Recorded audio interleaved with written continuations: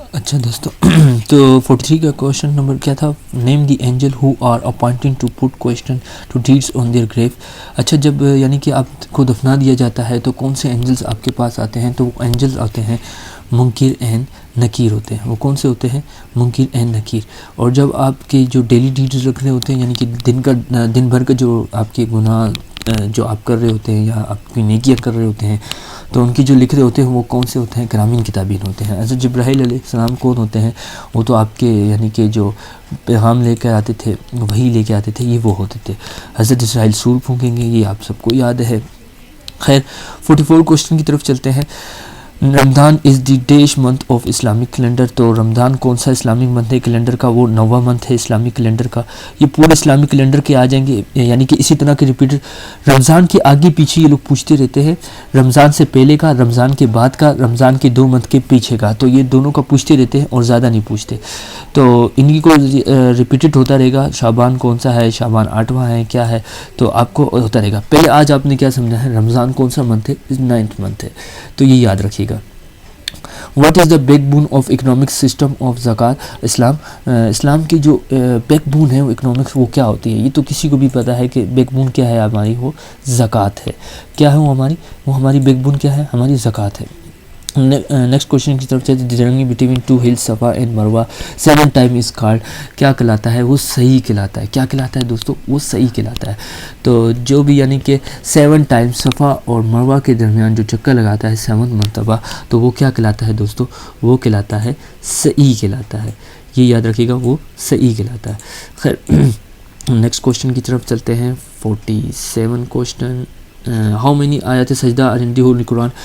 तो ये दोस्तों हर बच्चे को पता है कि 14 सजदा होते हैं, मगर अगर पूछा जाए कि कुरान के अंदर कितने मरतबा सजदा हुआ है तो वो 16 टाइम है। ये याद रखिएगा दोस्तों, बहुत इंपॉर्टेंट है कि अगर वो पूछे कि कुरान के अंदर, देखिए ये पूछ रहा है इन दी होली कुरान, अगर वो पूछे कुरान में टोटल सजदे कितने करने की हुक्म दिया गया है तो वो 14 सजदे हैं। देखो वो तो 14 सजदे नाजिल हुए, तो मगर 14 कितने लफ्ज़ आए तो वो 16 आए। ये याद रखिएगा दोस्तों, क्योंकि ये बहुत इंपॉर्टेंट है, ये किसी को भी नहीं पता। तो 48 की तरफ चलते हैं। विच सूरा was recited by the holy prophet at the time of हिजरत। तो आपने हिजरत के वक्त कौन सी सूरत पढ़ी थी? देखिए पहले हिजरत के वक्त कौन थे आपके साथ? हज़रत अबू बकर सिद्दीक़ थे।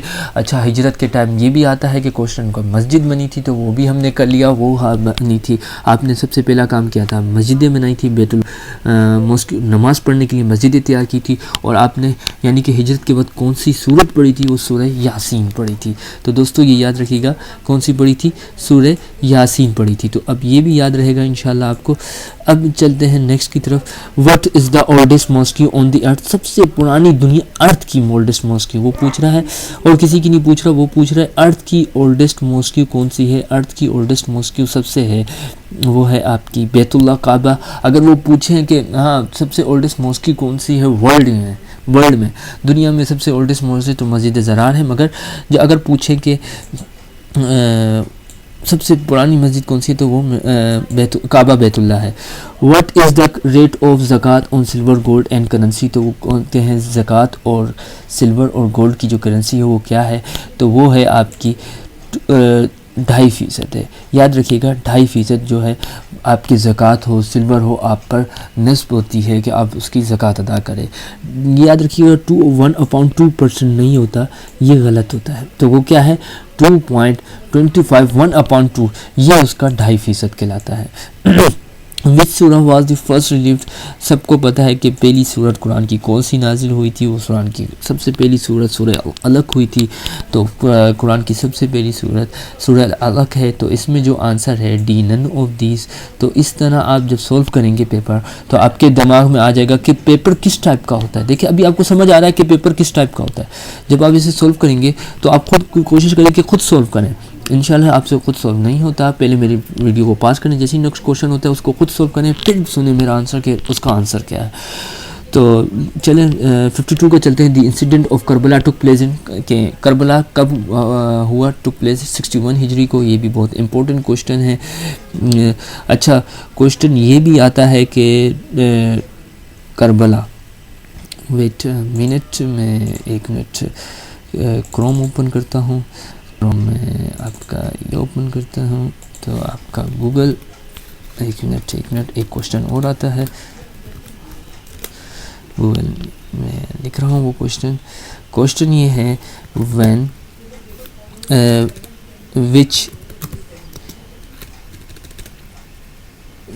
which AD was Karbala occurred?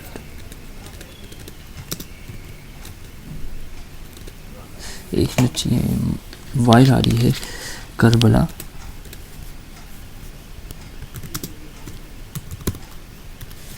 ओकर। तो ये भी आता है, बहुत फेमस क्वेश्चन है, तो ये याद रखिएगा। वो ये तो आपको याद हो गया 61 हिजरी, देखें ये आपको याद हो गया कि कब हुआ था, 61 हिजरी में। और एडी याद रखिएगा 680 एडी, ये बहुत इंपॉर्टेंट क्वेश्चन है कि करबला की डेट क्या है, 680 एडी। ये भी बहुत इंपॉर्टेंट क्वेश्चन है कि 680 में हुआ था, करबला में हुआ था अबाउट 10 अक्टूबर 680 एडी में। और कब हुआ, 61 में, 60 में नहीं 61 में, सही है ना। तो दोस्तों ये याद रखिएगा कि ये दो इम्पोर्टेंट बहुत इम्पोर्टेंट क्वेश्चन मैं बता रहा हूँ जो मैंने यानी कि पेपर्स दिए हैं जो रिपीटेड होते हैं। खैर अपने टॉपिक की तरफ चलते हैं दोबारा। तो ये याद हो गया 61 हिजरी, तो इसका आंसर बी है, 52 का आंसर बी है, ये याद रखिएगा 61 हिजरी। तो खैर what was the literal meaning of Islam, literal meaning Islam to bow down the neck, to seek safety, to have safety, तो इसका डी है ऑल ऑफ देम, के यानी कि ये सब हैं, ये सब इस्लाम की मीनिंग्स हैं। अच्छा 54 का है, in which night the Quran was revealed, कहते हैं वो कौन सी रात थी जिधर कुरान नाजिल हुआ। ये भी हर बच्चे को पता है, लैलतुल कदर की रात को कुरान नाजिल हुआ। The angel who keeps daily accounts of out deeds are called, अच्छा जो दिन के डेली लिखते हैं, मैंने आपको बताया जो दिन के डेली लिखे वो क्या है, किरामीन किताबीन हैं। और जो आपकी कब्र में होंगे वो जो एंजल्स आएंगे वो मुमकिन नकीर हैं। तो ये बहुत इंपॉर्टेंट क्वेश्चन है, रिपीटेड पूछे जाते हैं। नेक्स्ट चलते हैं 58 की तरफ। The first constitution of Pakistan was in force my 23 March 1959 oh 1956, sorry 1959 बोल रहा हूँ, 1959 तो है। तो 23 मार्च 1956 में हुआ था, पहला आइन आपका नाफिज हुआ था। अच्छा तो ये याद रखिएगा, पहला आइन जब नाफिज हुआ तो 23 मार्च 1956 को हुआ। खैर ये तो पता है कि बहुत इंपॉर्टेंट है कि पहला आइन कब एब्रोगेट हुआ, कब रिजेक्ट हुआ पहला आइन। अभी आज जो आपने याद करना है 56 में, मैंने अपने तरीके से जो याद रख रहा हूँ, आज आपने याद करना है कि पहला आइन कब आया। इस पेपर को मकसद उठाने का यही था, मैंने जब इस पेपर्स को पढ़ा तो यानी कि बिल्कुल तरतीब वाइज है। अब देखें यहाँ क्या आया है, पहला आइन आया, इसके बाद एब्रोगेट आएगा, इसके बाद वो आएगा, यानी कि आपके पास एक तरतीब रहेगी। अगर आप इस वीडियोस को बार बार भी देखेंगे तो आपके पास क्या रहेगी, एक तरतीब रहेगी। 23 मार्च 1956 को आपने ये एग्जैक्ट डेट याद रखनी है। 23 मार्च को एक और भी बहुत इंपॉर्टेंट वाक़या था, याद रखिए, रेजोल्यूशन, पाकिस्तान रेजोल्यूशन डे। तो 23 मार्च क्या है, रेजोल्यूशन डे, यानी कि कोई इंपॉर्टेंट डे। और जो आपका अभी का जो चल रहा है 1973 का कॉन्स्टिट्यूशन, कौन सा 1973 का कॉन्स्टिट्यूशन, वो भी क्या है, वो कब आया, वो 14 अगस्त को आया। कौन सा, 14 अगस्त को। जो दूसरा आइन थे वो कब आया था आपका, वो आया है आपका जुलाई के महीने में, जनवरी या जुलाई इस तरह था। तो ये जो थर्ड आइन आया था 14 अगस्त में। सिर्फ एक आइन जो है आपका यानी कि किसी फेमस दिन में नहीं आया, पाकिस्तान के किसी मशहूर इवेंट्स वाले दिन में नहीं आया। जो सिर्फ पहला आइन था वो एक 23 मार्च में आया, जो रेजोल्यूशन पाकिस्तान का दिन था उस दिन आइन में आया। जो तीसरा आइन था वो भी बहुत इसी दिन आया, यानी 14 अगस्त को आया। जो सेकंड आइन था अयूब खान लेके आया था, वो कब आया था दोस्तों वो आया था जनवरी या जुलाई में। तो खैर वो कर लेंगे। अभी ये याद रखना 23 मार्च 1956 को फर्स्ट कॉन्स्टिट्यूशन आइन नाफिज हो गया था। और जब 23 मार्च 1956 बना तो इसको क्या कहा गया, पाकिस्तान एक इस्लामिक रिपब्लिक कंट्री है। क्वेश्चन आता है कि which country is when Pakistan Islamic Republic, तो वो 23 मार्च 1956, 1962 भी आएगा, 1973 भी आएगा, तीनों नहीं है तो क्या होगा 1956 कहलाएगा। अच्छा 57 कहते हैं official language of Pakistan under 1962 constitution. ये 1962 कॉन्स्टिट्यूशन मैंने आपको क्या बताया, ये दूसरा कॉन्स्टिट्यूशन है, ये दूसरा पाकिस्तान का आइन है। तो इसमें कहते हैं 1962 को जब कॉन्स्टिट्यूशन आया तो क्या हुआ, पाकिस्तान की कौमी ऑफिशियल ज़ुबान क्या थी, नेशनल ज़ुबान नहीं, ऑफिशियल ज़ुबान। ऑफिशियल ज़ुबान वो होती है जो यानी कि गवर्नमेंट लागू करती है कि यानी कि ये होना ज़रूरी है, ऑफिशियल है। और जो यानी कि कौमी ज़ुबान होती है वो कौम के लिए यूज़ होती है, ऑफिशियल यानी बाहर कंट्रीज़ के लिए। तो वो क्या हुआ, बंगाली और उर्दू की गई थी। अच्छा बंगाली, जब बांग्लादेश और पाकिस्तान एक थे तो उनकी असल लड़ाई यही थी कि हमारी ज़ुबान को कौमी ज़ुबान बनाई जाए। हमारे पाकिस्तान के अंदर एक बहुत बड़ी जंग है, ये बहुत बड़ी जंग समझ सकते हैं आप। पाकिस्तान के अंदर एक बहुत बड़ी जंग यही है कि हमारे आइन जो हैं, हमारे जो यानी कि आइन, उसमें कौमी ज़ुबान ही यानी कि हमारी उर्दू, यानी कि उर्दू, पश्तो, ब्रावी, ये सब हमारी कौमी ज़ुबान होनी चाहिए। सराइकी, बलूची, ये सब हमारी क्या होनी चाहिए, कौमी ज़ुबान होनी चाहिए, मगर ऑफिशियल ज़ुबान होनी चाहिए। चलिए कौमी भी नहीं तो ऑफिशियल भी नहीं करते इनको, क्यों, जब तक ये हमारी ऑफिशियल ज़ुबानें नहीं होंगी तब तक हम में झगड़े रहेंगे। जैसे ही हमारी ये ऑफिशियल ज़ुबान हो जाएगी तब मसले हल हो जाएंगे। अभी हमारी जो करंट ऑफिशियल चल रही है वो इंग्लिश और उर्दू चल रही है। कौन सी ऑफिशियल ज़ुबान, आता है question official language of Pakistan under the 1973 constitution, तो वो कौन सी चल रही है, इंग्लिश और उर्दू चल रही है। मगर 1962 का जब कॉन्स्टिट्यूशन था, जो दूसरा कॉन्स्टिट्यूशन था, उसमें बंगाली और उर्दू है। तो खैर नेक्स्ट क्वेश्चन की तरफ चलते हैं, क्वेश्चन नंबर 58 की तरफ। Who among the following pioneered the खिलाफत मूवमेंट, खिलाफत मूवमेंट की कौन कर रहा था, तो वो अली ब्रदर्स कर रहे थे। कौन कर रहे थे, वो अली ब्रदर्स कर रहे थे। तो ये खिलाफत मूवमेंट थी, वो अली ब्रदर यानी मौलाना मोहम्मद अली जौहर, मौलाना शौकत अली जौहर, ये क्या थे, दोनों भाई थे। इनके यानी कि इन्होंने बड़ा साथ दिया पाकिस्तान के मूवमेंट में, पाकिस्तान के आइन यानी बनने में बहुत साथ दिया अली ब्रदर्स ने। इन्होंने खिलाफत संभाली है पाकिस्तान की सब कॉन्टिनेंट में पूरे। खैर अब चलते हैं 59 की तरफ। Who lead the Simla delegation, Simla delegation को कौन संभाल रहा था उस टाइम, सर आगा खान संभाल रहे थे। अच्छा दोस्तों ये याद रखिएगा, सर आगा खान को इंग्लिश आती थी, वो जाके वॉइस रॉय से बात करते थे। तो उस टाइम के वॉइस रॉय से जो बात करता था वो सिर्फ सर आगा खान जाके बात करता था, क्योंकि इंग्लिश किसी को आती नहीं थी। सर सैयद अहमद ख़ान को आती थी, मगर जो असल बात करने जाते थे वो सर आगा खान थे। मुस्लिम के फर्स्ट प्रेसिडेंट भी इन्हीं को बनाया गया, क्योंकि यही जाके डेलीगेट करते थे, यहीं जाके बातें करते थे, इन्हीं को इंग्लिश आती थी। तो मोहम्मद अली, क्वेश्चन नंबर 60 है, Mohammad Ali Jinnah join the All India Muslim League. Mohammad Ali Jinnah ने कब मुस्लिम लीग ज्वाइन की, वो 1913 में ज्वाइन की थी। वब उनकी उम्र क्या थी, वब उनकी उम्र थी 37 ईयर थी। ये भी याद रखिएगा, उन्होंने मुंबई में ज्वाइन किया था। ये भी याद रखिएगा, पूछा जाता है किन्होंने उनको इन्फोर्स किया, किन्होंने इनको इन्फोर्स किया कि मौलाना मोहम्मद अली जौहर को ज्वाइन किया, तो मौलाना मोहम्मद अली जौहर थे। ये भी क्वेश्चन बहुत रिपीटेड है, खैर वो आगे करते जाएंगे तो आता जाएगा। 61 है, Manchar lake is situated on the province of, वो कहाँ है, तो वो है आपका मंचार लेक सिंध में है। अच्छा मंचार लेक किस डिस्ट्रिक्ट में है, तो वो सिंध दादू में है। किधर, मंचार लेक का है सिंध में। ये तो पूछ रहा है प्रोविंस किस में है, तो वो किस में है, डिस्ट्रिक्ट दादू में, ये याद रखिएगा दादू में। Which is the longest glacier found in Pakistan, सबसे लॉन्गेस्ट ग्लेशियर कौन सा है पाकिस्तान का, तो वो है सियाचिन। क्या है, सियाचिन। अच्छा दोस्तों अगर वो पूछे लार्जेस्ट ग्लेशियर कौन सा है, तो वो कौन सा है आपका, बतूरा। देखें अभी मैं आपके पास अभी मैं आपको एक चीज़ दिखाता हूँ। पाकिस्तान लॉन्गेस्ट ग्लेशियर,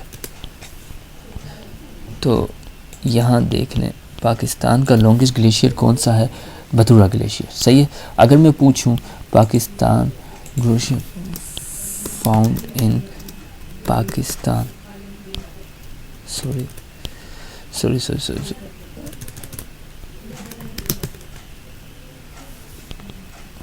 तो बतूरा ग्लेशियर। अगर वो पूछे कि लार्जेस्ट ग्लेशियर कौन सा है, एक मिनट, ये भी क्वेश्चन आता है लार्जेस्ट ग्लेशियर ऑफ पाकिस्तान, तो वो कुछ और होता है। सही है दोस्तों, ये याद रखिएगा। तो वो होता है आपका सियाचिन, जो हमने यानी कि सोल्व किया है, जो मैंने यानी कि एक मिनट में आपको बता दूं कहाँ है हमारा 62, which is the longest glacier. तो ये याद रखिएगा सियाचिन होता है, जो लार्जेस्ट ग्लेशियर है वो बतूरा है। ये दोस्तों बहुत इंपॉर्टेंट है। इसके फिर मैं आपको एक वो भी दे दूँगा, कि यानी कि किस तरीके से होता है कि लार्जेस्ट और लॉन्गेस्ट कौन सा है। इसके पास मेरे पास एक पाक स्टडी का मैप भी है, वो तो उसके ज़रिए मैं डिफ़ाइन करूँगा, खैर वो आज नहीं है, मगर मैंने जो जितने भी यानी कि इसका मैं कन्फ्यूजन थी वो मैंने अपनी दूर करनी थी, क्योंकि मैं जब एक कांस्टेबल का पेपर दे रहा था तो कांस्टेबल में आया लार्जेस्ट ग्लेशियर कौन सा है। अब लॉन्गेस्ट तो ग्लेशियर मुझे पता था, लॉन्गेस्ट ग्लेशियर सियाचिन है। अब जब लार्जेस्ट का पता करने गया तो वो लार्जेस्ट ग्लेशियर आपका बतूरा ग्लेशियर है। सही है दोस्तों, तो अभी इसका जो 62 का जो राइट आंसर है वो है आपका बी। तो ये याद रखिएगा, इसका जो 62 का आंसर है वो आपका बी है। तो खैर अब चलते हैं नेक्स्ट क्वेश्चन की तरफ। तो K2 is also called, K2 आपका क्या कहलाता है, गॉडविन ऑस्टिन कहलाता है। 63 का ये तो मेरे ख्याल से सबको पता होगा कि K2 क्या कहलाता है, गॉडविन ऑस्टिन कहलाता है। ये भी बहुत रिपीटेड क्वेश्चन है। Which is the coldest place in Pakistan, सबसे ठंडा तरीन इलाका कौन सा है, वो नहीं पूछे। सबसे रेनफुल, वो सबसे ठंडा तरीन, तो वो सकरदू है। लोग कोयटा भी लगा देते हैं, कोयटा नहीं है दोस्तों, सकरदू बहुत ठंडा इलाका है, इसका सेल्सियस बहुत रिकॉर्ड किया गया है। Name the biggest park area wise in Pakistan is, तो वो अयूब नेशनल पार्क है, इसका पुराना नाम कुछ और था। और which river the Mangla dam is build, अच्छा वो पूछता है मंगला डैम, मंगला डैम कहाँ बिल्ट है, ये बहुत इंपॉर्टेंट क्वेश्चन है। मंगला डैम कहाँ बिल्ट है, मंगला डैम बिल्ट है आपका झेलम रिवर में, जिसे आप नीलम भी कहते हैं, तो ये आपका झेलम रिवर में। अच्छा वो पूछे कि तरबेला डैम कहाँ है, तो वो आपका इंडस रिवर में, तरबेला डैम इंडस रिवर में है। और जो यानी कि मंगला डैम है वो आपका कहाँ है, झेलम रिवर में। तो दोस्तों ये याद रखना है। Total area cover forest Pakistan is 4.8% है, 4.8% है, तो ये याद रखिएगा दोस्तों। ये खैर इसे रिमूव कर देते हैं, चलते हैं नेक्स्ट क्वेश्चन की तरफ। In 1859 Sir Syed set up a school where Persian and English was taught.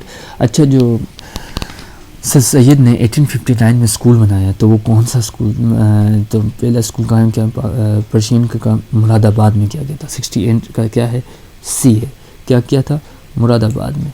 इसका आंसर याद रखिएगा, इसका आंसर क्या है, मुरादाबाद। सर सैयद ने जो पहला स्कूल बनाया वो मुरादाबाद में बनाया। The largest spoken language of Pakistan is, तो पाकिस्तान में सबसे ज़्यादा लैंग्वेज बोलने वाली है अगर 2017 के सेंसस के मुताबिक चलें तो पंजाबी है। क्या है, तो क्या है, वो पंजाबी है। अभी तक दूसरे सेंसस हो ही नहीं है, तो जब दूसरे सेंसस होंगे तो पता चलेगा। तो अब हम उसी मर्दमशुमारी के हिसाब से चलेंगे। तो अभी तक जो सबसे बड़ी यानी कि बोली जाने वाली ज़ुबान है वो पंजाबी है। शायद मेरे ख़्याल से अब जो आए शायद नई जो आएगी 2027 में हो, जब भी हो मर्दमशुमारी, शायद 10 ईयर के बाद जो होती है शायद पश्तो हो जाए, शायद, तो कंफर्म नहीं है। तो मुझे अभी तक तो पंजाबी ही लग रहा है। अभी तक क्या है, आपने पंजाबी आंसर लगाना है। ESPN is the one of the biggest satellite TV network it stand for. तो ये ESPN अगर कोई स्पोर्ट्स चैनल देखता है तो उसको याद है कि ये entertainment and sports programming network है। ये यूरोपियन स्पोर्ट्स प्रोग्रामिंग नेटवर्क नहीं है, एजुकेशन एंड स्पोर्ट्स नहीं है, तो entertainment and sports program network है। और आता है 72। बांग्लादेश की करेंसी क्या है दोस्तों, बांग्लादेश की करेंसी टका है, ये याद रखिएगा। इसमें दोस्तों आपका वर्ल्ड ज्योग्राफी, आपकी पाक स्टडी सब कुछ कवर हो जाएगा इंशाल्लाह। एफिल टावर कहाँ आपका लोकेट करता है, वो आपका फ्रांस पे लोकेट करता है। एफिल टावर कब हुआ, 18, ये भी बहुत इम्पोर्टेंट क्वेश्चन है। एक मिनट, क्या है दोस्तों, Eiffel tower in which country, ये भी आ जाएगा आपका फ्रांस पे है। देखिए दोस्तों एफिल टावर कहाँ है आपका, फ्रांस पे। फ्रांस का कैपिटल क्या है दोस्तों, ये भी याद रखिएगा, फ्रांस का कैपिटल पेरिस है। सही है दोस्तों, ये बहुत इंपॉर्टेंट क्वेश्चन है कि फ्रांस का कैपिटल क्या है, फ्रांस का कैपिटल पेरिस है। तो नेक्स्ट क्वेश्चन की तरफ चलते हैं। Pentagon is the military of head quarter. Pentagon जो मिलिट्री ऑफ हेड क्वार्टर है तो वो किसकी है, अमेरिका की है। सही है, किसकी है, अमेरिका की। पेंटागन किसकी मिलिट्री हेड क्वार्टर है, अमेरिका की। फिर भी देख लेते हैं, पेंटागन मिलिट्री हेडक्वार्टर से ही पता चल जाएगा, USA यूनाइटेड स्टेट, यानी कि अमेरिका का है, US स्टेट का है। ये दोस्तों याद रखिएगा कि अमेरिका की है पेंटागन मिलिट्री हेडक्वार्टर किसका है, वो यूएस में, यूनाइटेड स्टेट में। There are only country which have nuclear power. अच्छा दोस्तों 75 ये जो बहुत इंपॉर्टेंट क्वेश्चन है, there are only country which, अभी तो मेरे ख्याल से 9 है, मगर उस टाइम जो था आंसर इसका ए था, मगर जो अब में कि कितनी कंट्रीज़ के पास अभी यानी कि वो हैं यानी कि न्यूक्लियर पावर हैं, तो अभी देख लेते हैं। हाउ मैनी कंट्री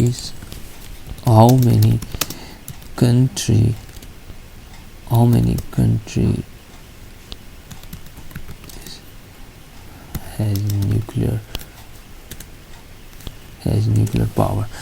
तो 9 देखिए दोस्तों यहाँ 9 आ गया है। तो अब दोस्तों जो भी आंसर आएगा करंट अफेयर के मुताबिक आपने इसका आंसर 9 लगाना है। तो दोस्तों अब आपका आंसर क्या है? 9 है। There are 9 countries have nuclear power. जो सबसे मेरे ख्याल से आखिरी जो कंट्री है वो नॉर्थ कोरिया ने बनाया है अपना यानी कि nuclear power. Which of the following the news capital of the world.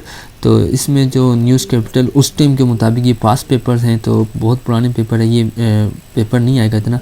तो इनमें कहते हैं सबसे न्यूज़ कैपिटल, आखिरी कैपिटल कौन सा बना है, तो वो इस्लामाबाद ही बना है, क्योंकि पेरिस बहुत पहले से बन चुका था, आज़ाद हो चुका था। ऑस्ट्रेलिया भी बहुत पहले आज़ाद हो चुका है, लंदन भी बहुत पहले आज़ाद हो चुका है, हमसे पहले लंदन की तो हुकूमत थी हम पर यार। और इस्लामाबाद आपका न्यूज़ कैपिटल है, क्योंकि ये तो आपने नॉलेज के ज़रिए हासिल करना है। देखिए यार, सिडनी ऑस्ट्रेलिया हमसे पहले है, पेरिस हमसे पहले, फ्रांस हमसे पहले आज़ाद हुआ, लंदन हमसे पहले आज़ाद हुआ, इस्लामाबाद आखिर में आज़ाद हुआ, तो 1947 में आज़ाद हुआ है। हो about the Rohtas fort near Jhelum. खैर 77 क्वेश्चन की तरफ चलते हैं।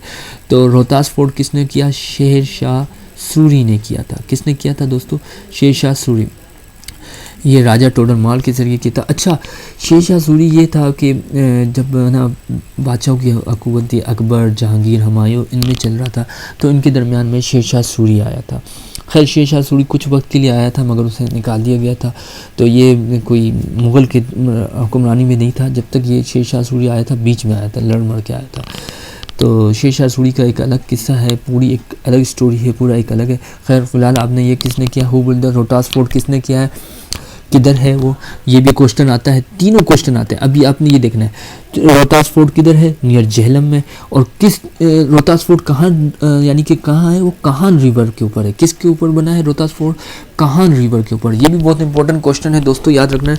रोहतास फोर्ट काहान रिवर के ऊपर बना है, नियर झेलम के करीब है। और किसने बनाया? शेर शाह सूरी ने। किसके ज़रिए? राजा टोडरमाल के ज़रिए। राजा टोडरमाल वहाँ का एक है, जैसे कि वज़ीर ख़जाना बोल दो, जो भी बोल दो, तो राजा टोडरमाल के ज़रिए बनाया गया। क्वेश्चन नंबर 77 था, which continent has no desert? तो पाकिस्तान कह रहा हूँ, यूरोप हैज़ नो डिज़र्ट, क्योंकि ये देखो हमारे पास 7 कॉन्टिनेंट है। कितने? 7 कॉन्टिनेंट हैं, और यूरोप के पास कोई डिज़र्ट नहीं है, हैज़ नो डिज़र्ट। उधर कोई भी डिज़र्ट नहीं, उधर सिर्फ ग्रास है, आपको रिवर्स मिलेंगे, समंदर मिलेगा, दरिया मिलेगा। यानी कि यूरोप एक ऐसा मुल्क है जिसमें कोई डिज़र्ट नहीं है, खुश्की का कोई इलाका नहीं है। Who painted Mona Lisa?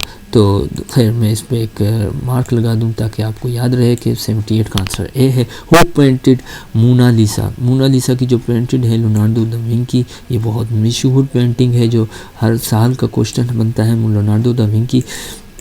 अब चलते हैं उमर ख़याम क्या थे? Persian. Omar Khayyam was a Persian. Painter नहीं थे दोस्तों, पता नहीं लोग पेंटर लगा देते, पता नहीं, बहुत पेंटर को बहुत याद करते हैं कि पेंटर के क्वेश्चन है। उमर ख़याम थे वो एक पोएट थे, पर्शियन क्या थे? पोएट थे दोस्तों। खैर नेक्स्ट क्वेश्चन की चलते हैं। दी मेगा इवेंट ऑफ हॉकी। कहते हॉकी का सबसे बड़ा इवेंट कौन सा हो सकता है?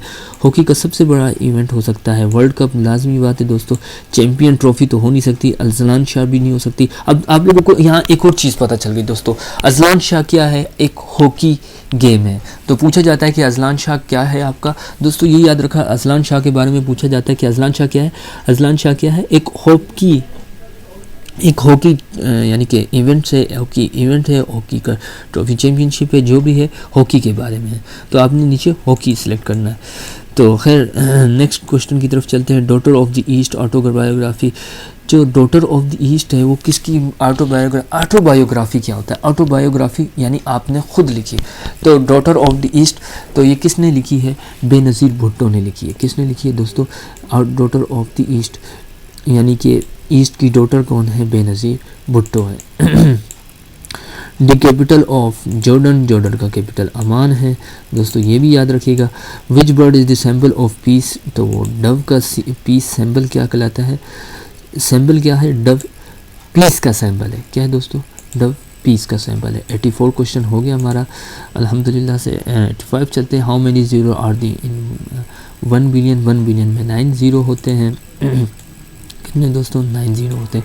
Who is the founder of Sikhism, अच्छा सिखिज़म को किसने फाउंड किया, ये बहुत इंपॉर्टेंट क्वेश्चन है। तो वो गुरु नानक ने किया। किसने किया दोस्तों, गुरु नानक ने। पंजनद दरिया भी इन्हीं में मशहूर है कि पंजाब के 5 दरिया भी इन्हीं पर मशहूर होते हैं। Quba, Quba is located in Atlantic ocean. अच्छा दोस्तों मैं आपको एक चीज़ और बता दूं, क्यूबा, क्यूबा के प्रेसिडेंट के बारे में पूछा जाता है। क्यूबा पार्ट किसका है, क्यूबा पार्ट है आपका कनाडा का। किसका पार्ट है दोस्तों, क्यूबा आपका पार्ट है इज़ अ कनाडा का, और यानी कि इसके प्रेसिडेंट भी होता है। मगर क्यूबा अपना यानी उस पर होना नहीं चाहता, शुमार नहीं होना चाहता कनाडा में, मगर अब उन्होंने कंट्रोल अच्छी तरीके से कर लिया है। क्यूबा किसका है, अटलांटिक ओशन में है, और किसका पार्ट है, कनाडा का पार्ट है। ये दोस्तों याद रखिएगा कनाडा का पार्ट है।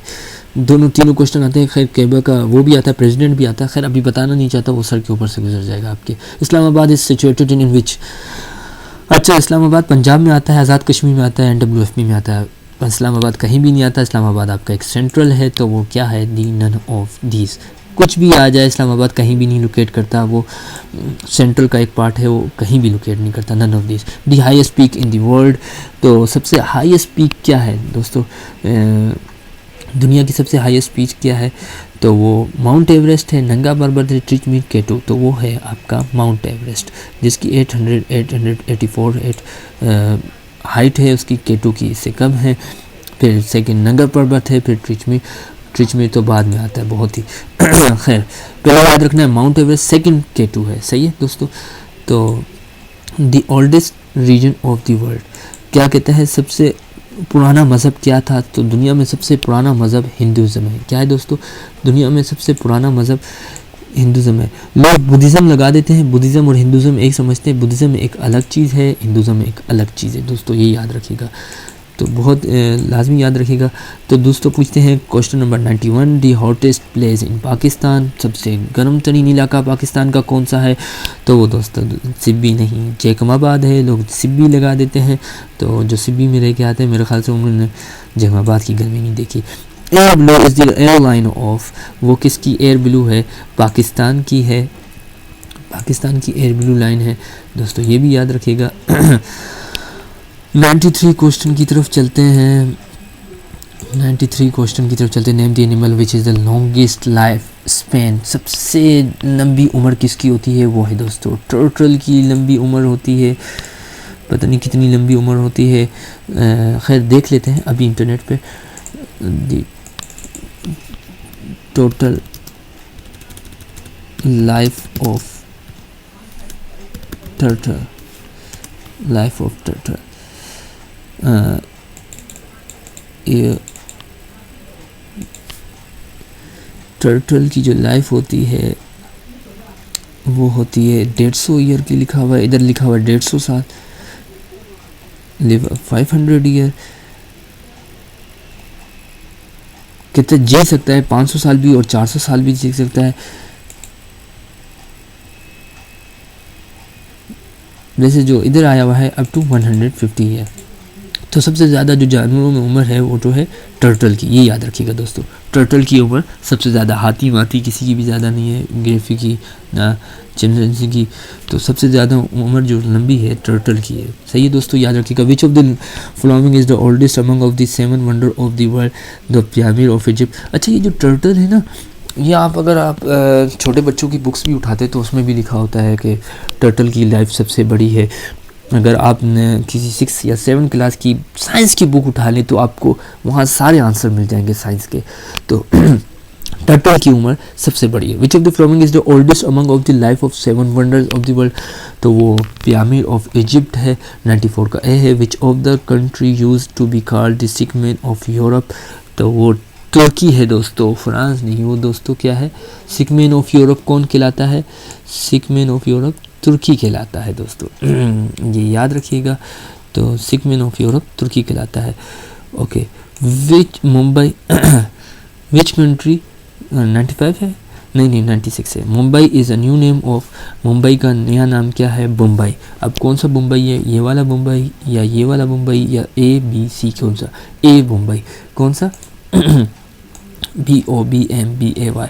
जो फिल्में देखते हैं वो तो समझ जाएंगे कौन सा मुंबई है आई थिंक।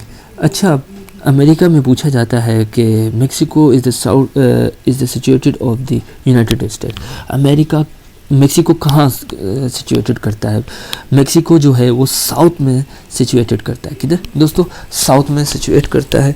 तो मेक्सिको याद रखिएगा हमेशा कहाँ करता है? साउथ में करता है। एक मिनट में आपको वो दिखा देता हूँ, नॉर्थ अमेरिका पॉलिटिकल मैप दिखा देता हूँ मैं आपको। इसमें आपको बिल्कुल क्लियर समझ आ जाएगा।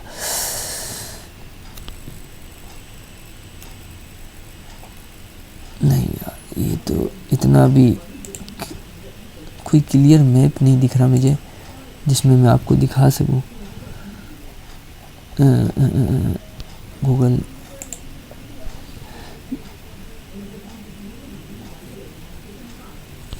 अच्छा दोस्तों, अगर इसमें थोड़ा सा दिख रहा है, ये मेक्सिको है, ये अमेरिका है, ये कनाडा है, ये यूएसए का थोड़ा सा पार्ट है जो अलास्का कहलाता है। तो नीचे जो है ये आपका, ये जो पार्ट है ना दोस्तों, ये आपका क्या कहलाता है? पीला पीला, ये मेक्सिको कहलाता है। ये क्या है आपका? ये अमेरिका है। ये क्या है आपका? कनाडा। तो कनाडा कहाँ आ गया? आपके नॉर्थ पे आ गया, और जो अमेरिका है वो सेंटर पे आ गया, और नीचे साउथ पे क्या आ गया? मेक्सिको आ गया। तो दोस्तों इस तरह याद रखिएगा। अभी मैं सही तरीके से दिखा नहीं पा रहा, काश मैंने कोई पिक्चर डाउनलोड करके रखी होती सेम, तो फिर मैं आपको दिखा देता। तो ये याद रखिएगा, मेक्सिको कहाँ है? साउथ पे। अगर आप खुद भी देखेंगे तो आपको समझ आ जाएगी। तो Mexico is situated of the United state, America के किस में है? साउथ में। तो इसका सी आंसर क्या है दोस्तों? इसका आंसर सी है, साउथ में। अच्छा दोस्तों, ये याद रखिएगा कि नॉर्थ ईस्ट वेस्ट क्या होता है? नॉर्थ अरे यार, ये तो माउस मेरे से सही चल नहीं रहा। तो नॉर्थ ईस्ट वेस्ट, ये यानी कि सब कुछ याद रखिएगा। तो दोस्तों ये क्या होता है? आपका साउथ होता है। इधर क्या है आपका? इधर आपका अमेरिका है, सेंटर पे आपका इधर आपका क्या है? आपका लाने की देवी मेक्सिको है। इधर आपका क्या है? कनाडा है। तो ये याद रखिएगा दोस्तों। खैर चलते हैं नेक्स्ट की तरफ, क्वेश्चन की तरफ। 98 statue of liberty gifted by the USA which country? तो स्टैच्यू ऑफ लिबर्टी किसने दी थी? वो फ्रांस ने दी थी दोस्तों, ये याद रखिएगा। स्टैच्यू ऑफ लिबर्टी फ्रांस ने गिफ्ट किया था। तो उधर ये यूएसए में है, फ्रांस को गिफ्ट में दिया था। ओपेक स्टैंड फॉर, ओपेक ये बहुत इम्पोर्टेंट है 99 का। तो organisation of petroleum exporting countries, इसका आंसर बी है। ओपेक का फुल फॉर्म क्या है? Organisation of petrol exporting countries. तो ये भी याद होगा। FIFA cup 2018 was hosted by, अच्छा 2018 का जो इसका तो आंसर पहले मैं बता दूँ ना, रशिया है, फिर उसके बाद मैं आपको बताता हूँ। फीफा वर्ल्ड कप 2018 का किसने होस्ट किया? रशिया ने किया। 2018 का वर्ल्ड कप कौन जीता था? वो फ्रांस जीता था। किससे? क्रोएशिया से जीता था। अच्छा दोस्तों, अब चल रहा है 2022 का जो वर्ल्ड कप चला, यानी कि उसमें कौन जीता? उसमें आपका जीता है यानी कि कौन जीता है? ये आपका जो अभी जीता है अर्जेंटीना जीता है, यानी कि अर्जेंटीना भी जीता है। हाल ही में किससे जीता था? वो भी फ्रांस से ही जीता था। तो अर्जेंटीना जीता था 2022 का। और 2022 का पूछा जाए कि किसने होस्ट किया है?